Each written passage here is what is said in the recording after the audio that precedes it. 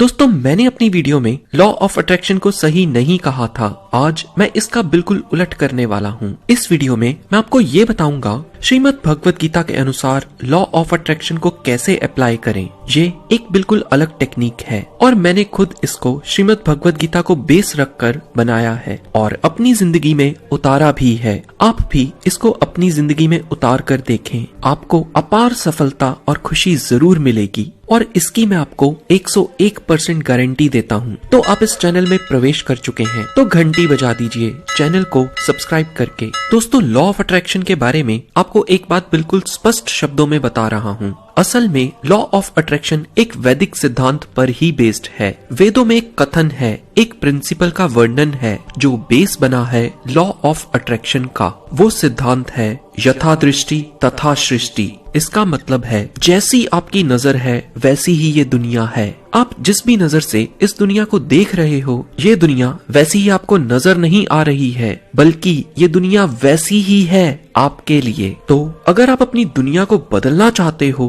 तो अपनी नजर, अपने नजरिए को बदलो, आपकी दुनिया खुद ही बदल जाएगी। और यही लॉ ऑफ अट्रैक्शन में किया गया है। जब लॉ ऑफ अट्रैक्शन के एक्सपर्ट्स आपसे ये कहते हैं, आप इस बात का पूरा विश्वास रखो कि आप जो चाहते हो वो आपको मिल ही जाएगा। ऐसा करके लॉ ऑफ अट्रैक्शन के एक्सपर्ट्स आपकी दृष्टि ही बदल रहे हैं। तो सवाल है, क्या लॉ ऑफ अट्रैक्शन काम करता है? आंसर है यस, 101% काम करता है। पर द सीक्रेट में जैसे बताया है वैसे ये काम नहीं कर सकता, क्योंकि उसमें लालच शामिल है। जानते हैं वो कैसे? द सीक्रेट बुक में लॉ ऑफ अट्रैक्शन को अप्लाई करने के 3 स्टेप्स बताए गए हैं। पहला है, मांगो जो भी तुम मांगना चाहते हो। जो भी तुम मांगोगे कुदरत तुम्हें वो देगी। दूसरा स्टेप है, विश्वास रखो, जो भी तुम मांग रहे हो वो तुम्हें मिल ही जाएगा और तुम इसकी कल्पना करो कि वो तुम्हें मिल ही गया है। मांगो तुम्हें एक बहुत ही महंगी कार चाहिए, सोचो या इमेजिन करो तुम उसको चला रहे हो जैसे वो तुम्हें सच में मिल ही गई है और ऐसे वो तुम्हें मिल ही जाएगी। अब इसमें सबसे बड़ी समस्या ये है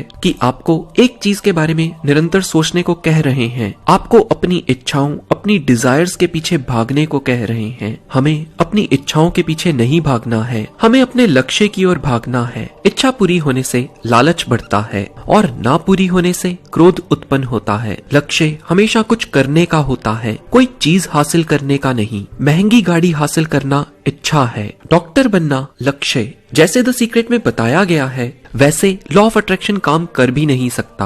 आप खुद सोचिए, एक गरीब इंसान है जो ये सोच रहा है आज उसको खाना नहीं मिलेगा। क्या भगवान उसको केवल इसलिए खाना नहीं देंगे क्योंकि वो अपने बारे में निराश हो चुका है? और उधर एक और व्यक्ति है जो लालच में पड़कर ये सोच रहा है मुझे ये महंगी कार पक्का मिल जाएगी। तो क्या भगवान उसकी केवल इसलिए मदद करेंगे क्योंकि वो अपने बारे में लालची होकर सोच रहा है? नहीं, भगवान ऐसा क्यों करेंगे? हाँ, यहाँ लॉ ऑफ कर्मा यानी कर्मों का सिद्धांत जरूर लागू होगा। जिसके जैसे कर्म होंगे उसको वैसा ही फल मिलेगा। श्रीमद् भगवत गीता में कर्म करने को कहा गया है पर फल यानी रिजल्ट आपके हाथ में नहीं है। जबकि द सीक्रेट बुक ये दावा करती है फल के बारे में पॉजिटिव सोचने से आपके साथ भी अच्छा ही होगा। दोनों बातें एक दूसरे के बिल्कुल उलट हैं। तो अब आते हैं कैसे अप्लाई करना है लॉ ऑफ अट्रैक्शन को कि वो श्रीमद् भगवत गीता के सिद्धांतों पर ही बेस्ड हो। पहला स्टेप है आस्क। ये स्टेप द सीक्रेट बुक में जितना आसान बताया गया है इस मेथड में उतना ही मुश्किल है। एक बहुत ही बड़ा दिल चाहिए इसको मांगने के लिए। अगर आप इसके लिए मेंटली प्रिपेयर नहीं हैं,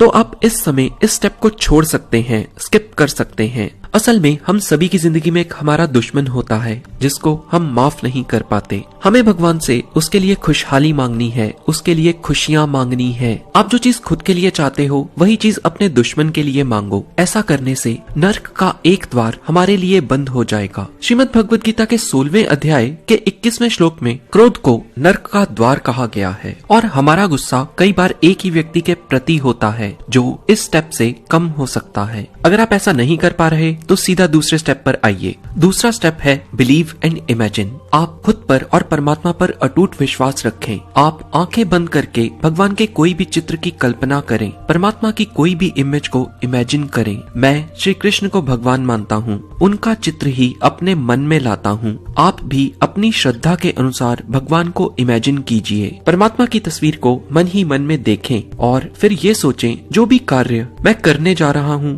वो मैं भगवान के निर्देश या ऑर्डर समझकर कर रहा हूँ। मैं कोई भी कार्य फल पाने के लालच में नहीं कर रहा, बल्कि भगवान को समर्पित करके कर रहा हूँ। आप अपने कार्य का ऑर्डर लीजिए भगवान से। एग्जाम्पल, मैं कल अपने ऑफिस काम करने जाऊंगा, तो आज रात सोचूंगा जो भी काम मैं करने जा रहा हूँ वो भगवान का ऑर्डर मुझे मिला है। वो कार्य मैं खुद के लिए नहीं कर रहा, बल्कि परमात्मा के लिए कर रहा हूँ। ऐसा करने से मेरा कोई भी कार्य लालच से भरा नहीं होगा, लेकिन ये भी जरूरी है मेरा कोई भी कार्य गलत कार्य ना हो और किसी भी तरह से वो समाज के विरुद्ध ना हो। श्रीमद् भगवद गीता के 9वें अध्याय के 27वें श्लोक में श्री कृष्ण कहते हैं, हे कुंती पुत्र, जो भी कुछ तू करता है वो मुझको अर्पण कर दे। यहाँ श्री कृष्ण कहते हैं, अर्जुन तू सब काम को भगवान के कार्य समझ और खुद को भगवान का सेवक समझ। तो अब आते हैं उन चीजों पर जिसके लिए हम कुछ भी नहीं कर सकते। उनको पूर्ण रूप से परमात्मा पर छोड़ दो और परमात्मा पर रत्ती भर भी संदेह मत करो। बस उनके लिए प्रार्थना करो और डेफिनेटली आपको वो चीज मिल ही जाएगी, क्योंकि श्रीमद् भगवद गीता के 7वें अध्याय के 21वें श्लोक में श्री कृष्ण कहते हैं, भगवान के जिस किसी भी रूप में